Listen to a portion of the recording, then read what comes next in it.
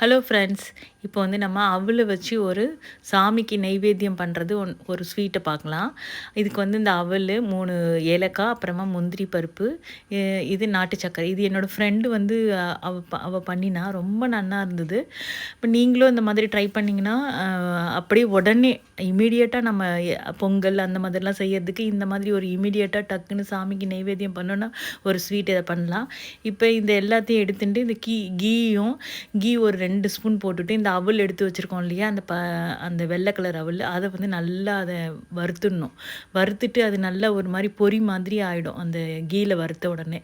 அதில் நம்ம வந்து எடுத்து வச்சுருக்கிற நாட்டு சர்க்கரை, அப்புறம் ஏலக்காய் தூளும் அதை போட்டுடணும். நசுக்கணும் இல்லையா ஏலக்காய் தூள், அதை போட்டுட்டு அப்புறம் எடுத்து வச்சுருக்க நாட்டு சர்க்கரையும் அதுக்கப்புறமா இந்த முந்திரியும் அந்த ஹீட்டில் ஆஃப் பண்ணிடணும். ஆஃப் பண்ணிவிட்டு அந்த ஹீட்லேயே வறுத்தோம்னா இது வந்து அப்படியே சாமிக்கு நெய்வேத்தியம் பண்ணலாம். சூப்பராக இருக்கும். நீங்களும் ட்ரை பண்ணுங்கள் ஃப்ரெண்ட்ஸ்.